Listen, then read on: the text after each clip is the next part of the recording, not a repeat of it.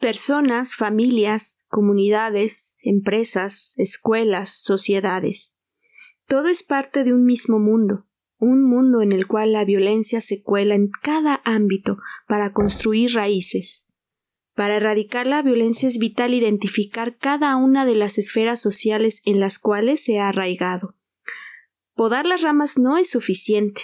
Es necesario limpiar la tierra, meter las manos a lo más profundo hasta llegar a la raíz y de nuevo volver a meter las manos para poder desenterrarla y arrancarla. ¿Qué tal, queridos escuchas? En este episodio ahondaremos en la violencia que se vive en los ambientes laborales. Antes de comenzar con los relatos, es importante aclarar el contexto social de desigualdad que se vive, no solo en este país, sino en el mundo entero. Un mundo que no está de más decir es capitalista, porque en muchas ocasiones se nos olvida la clase de mundo que tenemos y recordamos más la fantasía de él que creamos.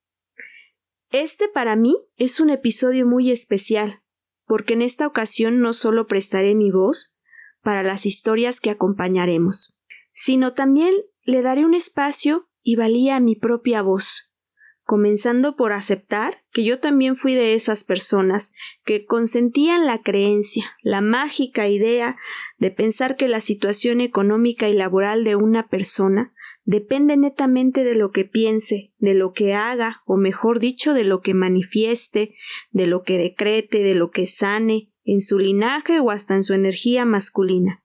Me esmeraba mucho por sanar todo lo que pensaba tenía que trabajar, hasta espiritualmente, para poder tener el trabajo y la economía que yo deseaba.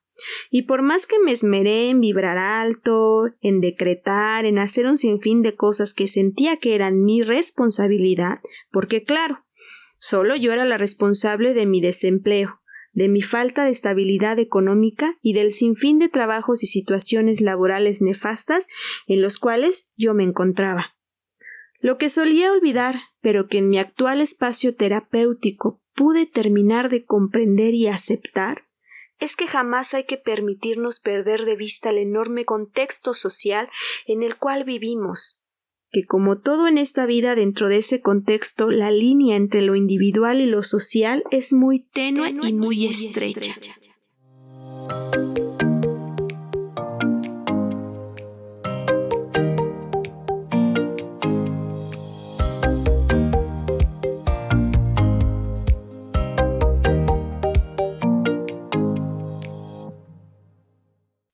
Lo que ocurre en las situaciones laborales de muchas personas es lo mismo que ocurre en el ejemplo de la trata que di en el primer episodio.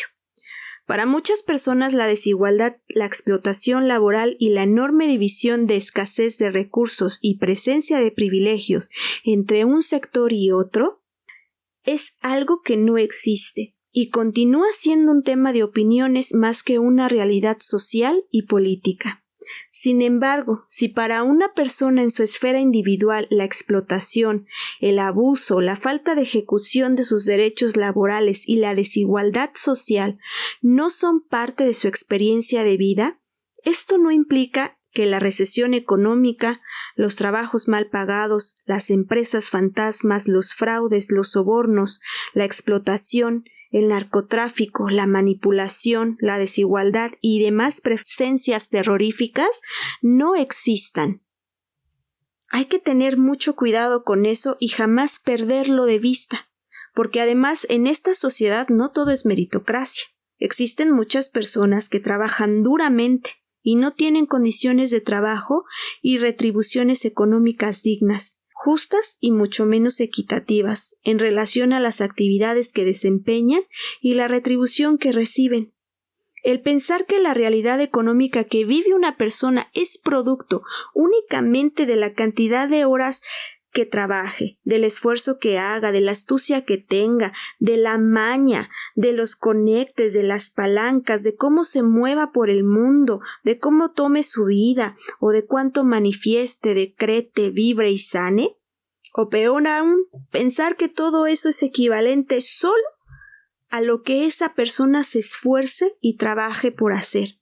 Todo eso es parte de lo que continúa alimentando la desigualdad social, a través de mantener esa fantasía de que todo eso depende únicamente de ti y no de los múltiples factores sociales, económicos, de salud, psicológicos, culturales y hasta psíquicos que construyen la realidad, no solo individual, sino colectiva, y no solo de este país, sino del mundo entero, un mundo 100% capitalista, un mundo desigual y un mundo al que le encanta normalizar y replicar la violencia.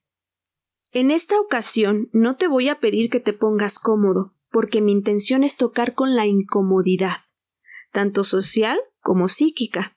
Por ese motivo te extiendo la invitación al análisis, a la reflexión y, si es necesario, a la acción. Si te sientes identificado con algunas de las historias, al igual que yo, te invito a que hagas valer tu voz. En el relato de hoy hay 2 historias cruzadas, y los protagonistas de ellas son Cari y Uriel. En él nos describen un tipo de violencia psicológica que es bastante común, tan común y normalizada que las personas que suelen ser víctimas y que suelen someterse consciente o inconscientemente lo terminan haciendo porque es socialmente permitido y sumamente protegido, con frases populares como «pues así es en todos lados, hay que saber ser astuto, no dejarse». Hay que saber sacarle provecho a la situación. Y así, tratando de verle la mejor cara y de hacer limonada con los limones más agrios y podridos de la vida, así sin más, es el modo en el cual el positivismo tóxico se coló hasta esta otra rama de la violencia. Cari y Uriel llegaron a trabajar a una empresa, en la cual por mucho tiempo los estuvieron gaslighteando, a más no poder. Y sí, digo gaslightear porque ese es el modo de violencia que ellos vivieron y que se vive en muchos trabajos, al más puro estilo de la violencia narcisista y psicópata. Como alguna vez escuché decir a la doctora Feggy Ostrowski en una conferencia, la mayor parte de los psicópatas no están en la cárcel, ni son asesinos seriales. Un gran porcentaje de ellos están siendo los CEO de alguna empresa. Están cometiendo fraudes ante el SAT, creando emporios y evadiendo impuestos, responsabilidades laborales, fiscales, morales y psíquicas, y haciendo de su micro o de su macroempresa verdaderas sectas y lugares de violencia e impunidad. Bajo este contexto es entendible todo lo que Cari y Uriel pasaron. En la empresa donde Cari trabajaba, su jefe solía contratar solo mujeres, y mujeres con un perfil físico y psíquico en específico. Claro que es importante aclarar que todas las entrevistas y todo el proceso de reclutamiento que ella vivió fue estructurado con la intención de conocer no sus talentos y aptitudes para el puesto, sino más bien el de conocer si psíquicamente estaba vulnerable o, de lo contrario, poder conocer los puntos que había que tocar para presionarla, para quebrarla, vulnerarla y violentarla. Su jefe tenía ya toda una mafia en su empresa, en la cual solo laboraban féminas, y todos estaban completamente manipuladas y adiestradas por él. Claro que ninguna se daba cuenta, y por el contrario, todas creían plenamente que estaban haciendo lo que en un ámbito laboral se debe de hacer para aprender y crecer. Su jefa de Cari, Sylvie, comenzó a llevar a cabo una serie de conductas entre las cuales se encuentra el normalizar el abuso sexual. Por ejemplo, Sylvie solía comentar que parte del reglamento de la empresa es el trato cordial, la calidez como solían llamarle. Era importante esa calidez, principalmente se debía expresar con el jefe, como le llamaban, a quien era normal permitirle tener contacto corporal con sus subordinadas. Cari no estaba de acuerdo con esas conductas y constantemente trataba de no tener ese tipo de contacto con su jefe.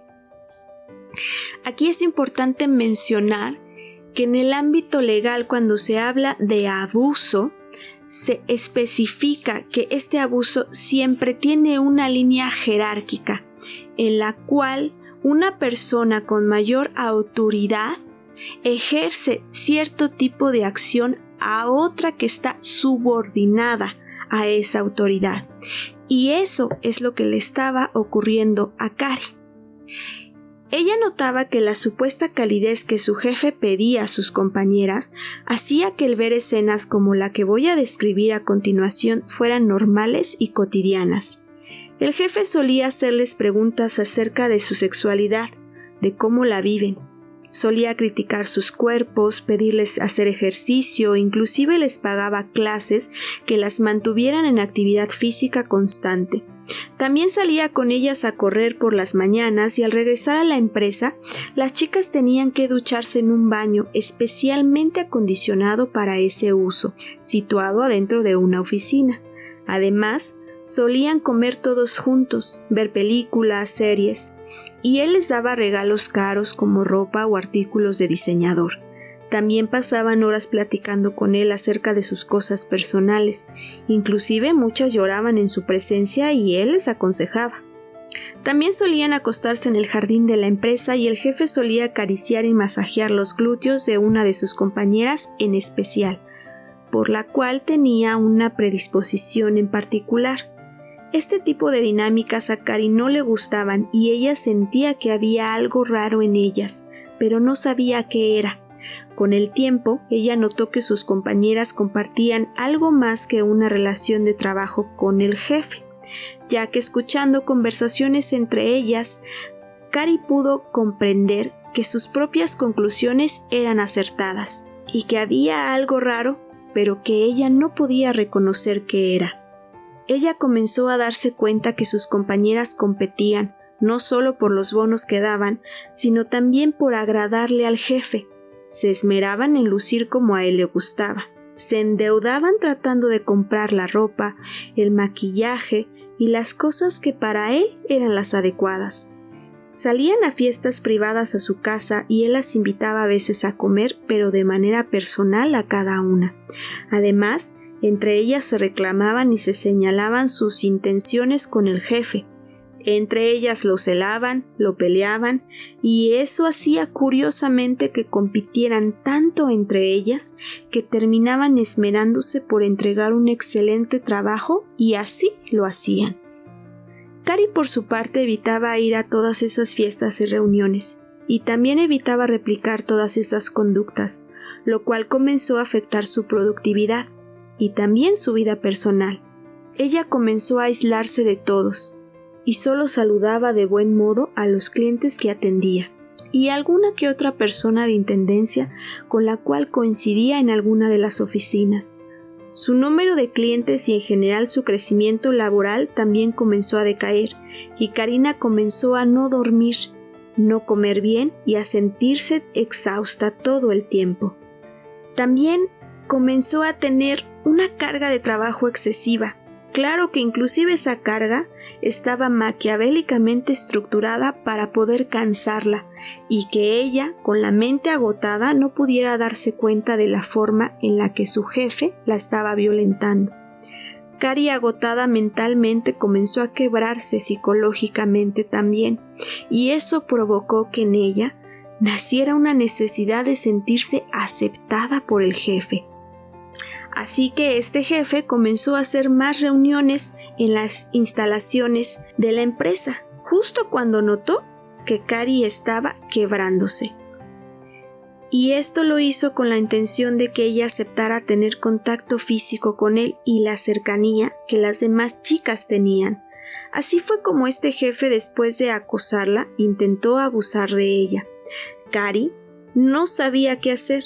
Pidió ayuda a sus jefas, pero el ambiente entre mujeres era nefasto. Mara, la socia de su jefe, casi no se aparecía, y cuando lo hacía, su única labor era intentar convencerlas de que aquella empresa era la mejor opción, y constantemente les decía cosas como: aquí no les damos prestaciones para no quitarles su dinero, aquí les damos sus honorarios completos. Además, aquí pueden cocinar, pueden hacer ejercicio, se pueden bañar, pueden dormir, descansar. El ritmo de trabajo sí es pesado, pero lo hacemos por su bien, para que ustedes facturen más, ganen más y no estén de asalariadas como en otros lugares. Además les damos bonos, incentivos, el café es gratis, es gourmet, las consentimos mucho, etc. Mara tenía una técnica muy sutil pero efectiva, y su asistente personal siempre era la mala del cuento.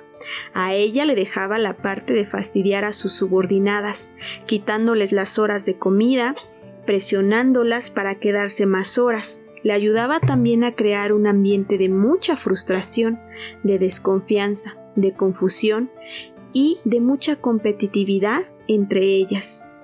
Además, ambas trataban de convencer a las chicas de que aquello que estaban viviendo con el jefe no era acoso ni abuso, sino que ellas decidían manejarse y vincularse así con él. Por otra parte, Uriel trabajó tiempo antes en esa empresa. Su historia, aunque distinta, también da la pauta a conocer del modo operandi de muchas empresas.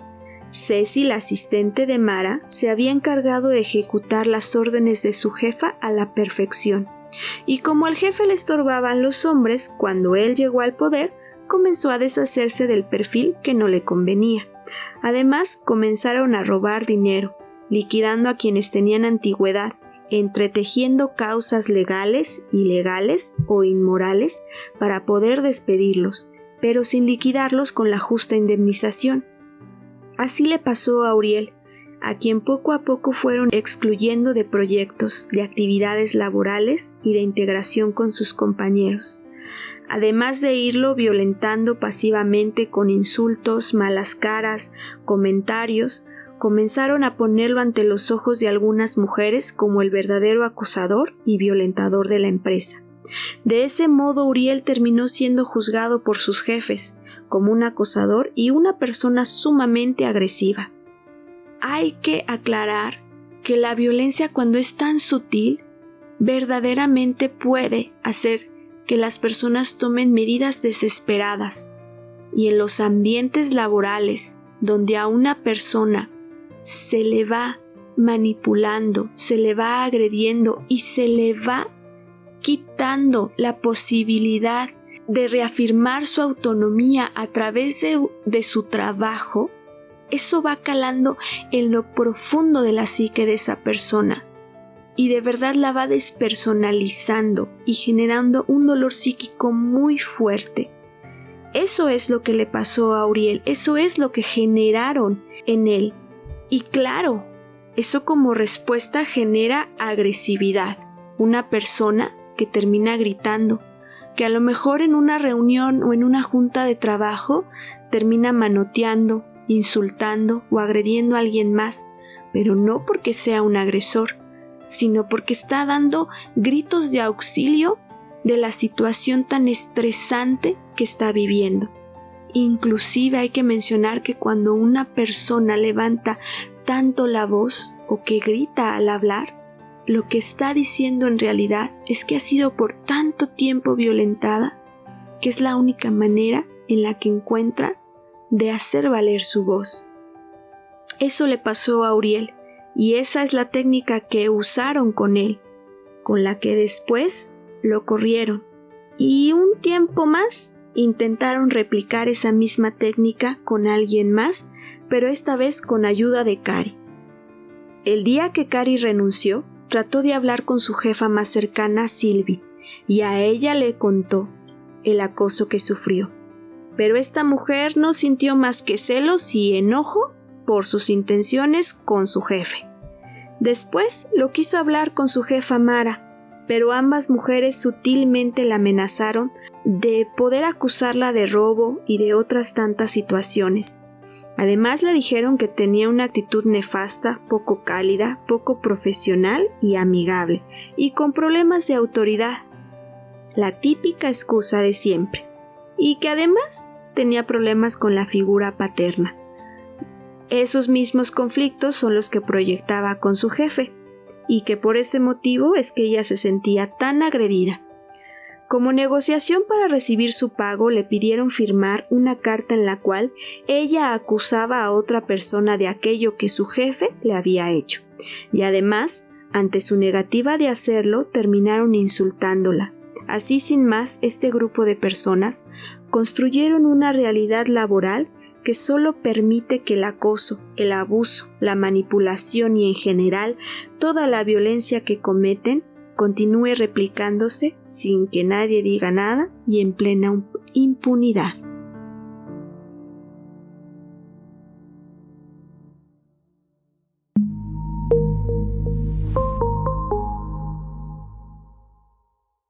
La historia de Uriel, la historia de Cari, sé que es la historia de muchas personas que actualmente están atravesando por una situación de desempleo, de jubilación voluntariamente a fuerza, o de estar viviendo situaciones que creen que tienen que soportar y tolerar para poder crecer en un ámbito profesional, laboral y económico. Pero para mí, especialmente como psicóloga, es importante reconocer que estas situaciones pasan y que la psicología se le da un mal uso para aprender cuáles son los puntos vulnerables de una persona y entonces entretejer situaciones y contextos que la vulneren aún más.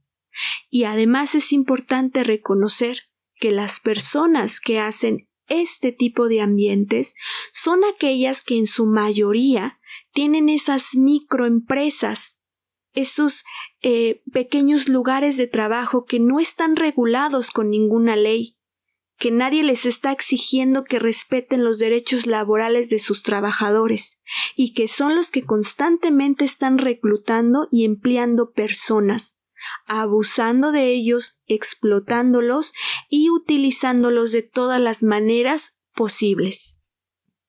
La psicología está hecha para entender qué es lo que ocurre al interior de la mente de una persona y de este modo predecir y comprender la conducta humana.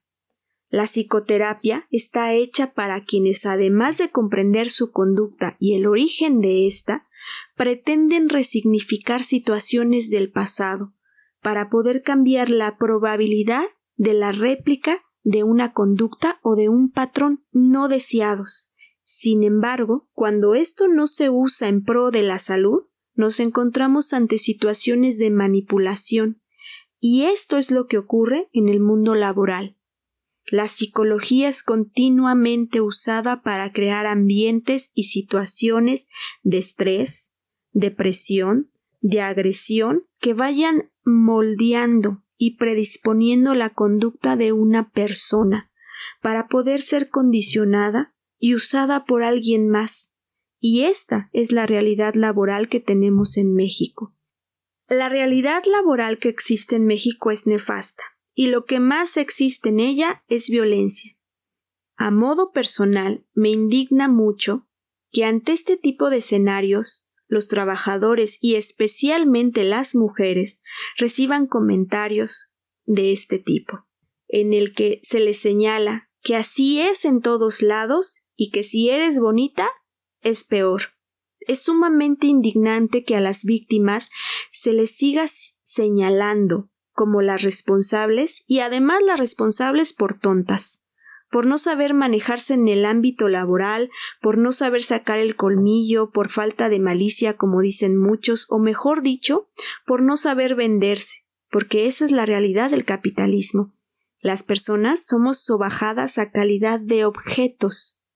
Y hay quienes, por aprender a sobrevivir de ese modo, aprenden a venderse como un objeto y además a sacarse provecho.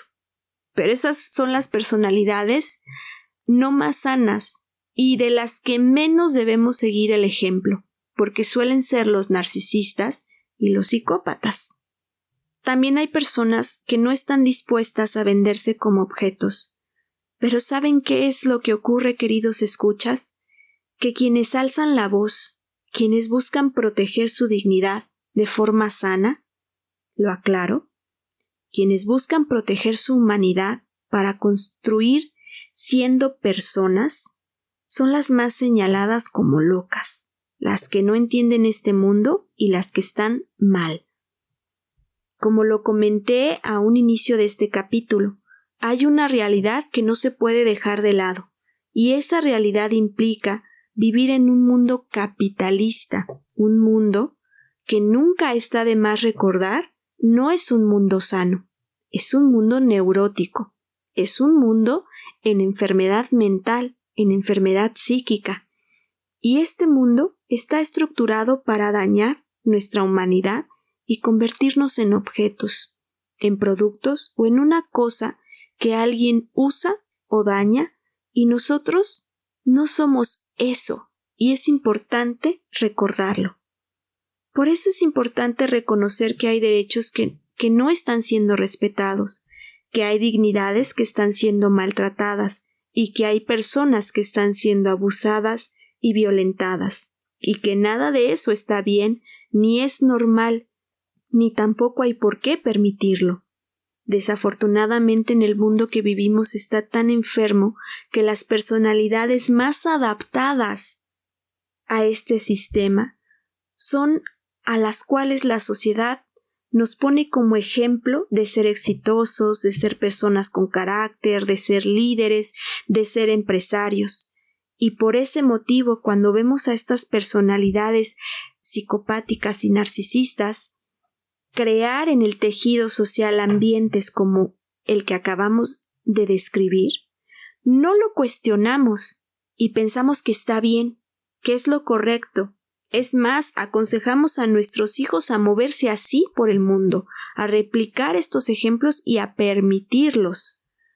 Yo quiero aclarar que en la narrativa del día de hoy hubo mucha violencia, y violencia de la que es muy sutil, tan sutil que la persona que la vive lo hace como una lucha interna entre la duda y la certeza. La duda de sospechar que están siendo violentados, o por lo menos que ocurre algo que no está bien y que no es justo. Y por otra parte, el no poder tener la certeza de decir que lo que están viviendo es violencia, porque no hay golpes, porque no hay sangre, porque todo es muy sutil, y cuando lo platicas allá afuera, todo el mundo te dice que está bien, que así es el mundo, que igual es un juego perverso, pero tú tienes que ser el mejor jugador, más astuto y más inteligente que tu enemigo. Justo ese es el problema del por qué el maltrato narcisista y psicopático es tan peligroso.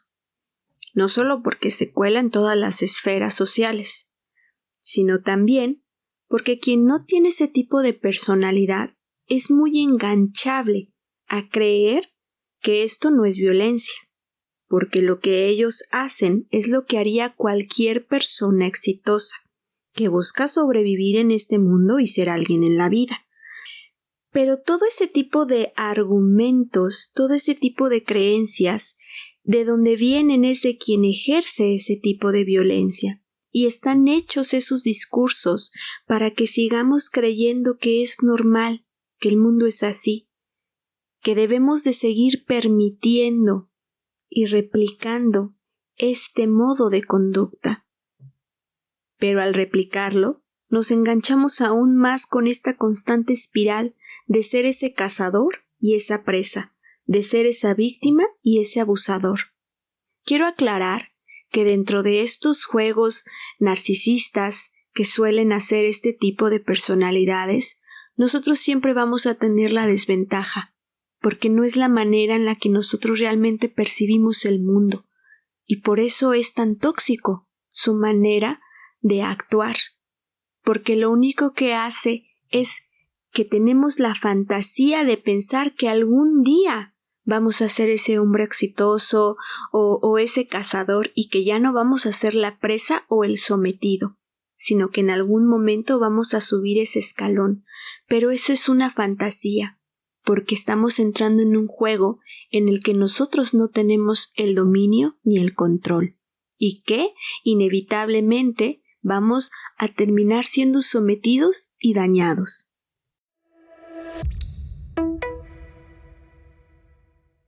El día de hoy quiero decirte que si tú te sentiste identificado con alguna de las situaciones que se compartieron, rompas con esta espiral de violencia.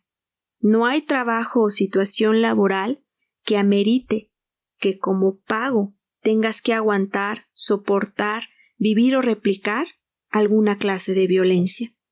Hay derechos laborales que te protegen y no estás obligado a nada. No tengas miedo de hablar, de poner límites o de irte de un lugar por tener que priorizarte. Es importante también reconocer que muchos de los consejos que vemos en las redes sociales acerca de cómo crecer y tener una buena imagen laboral, lo único que hacen es vulnerarnos ante este tipo de situaciones, porque muchos trabajadores prefieren no luchar y defender por sus derechos laborales para no dar una mala imagen, terminar boletinados, criticados o que no les den una buena recomendación. Y de esa manera es como estas personas los siguen sometiendo a través del miedo. Es 1000 veces preferible priorizar tu salud mental, tu integridad como persona, que tener que dañarte y tener que someterte a este tipo de violencias para poder mantener una imagen laboral adecuada para las demás personas. Hay que ser muy sabios con los consejos y la información que consumimos en redes sociales, porque hay tanto cruce de discursos que vienen de lugares que nos pueden dañar y que nosotros los apropiamos, los replicamos y los actuamos.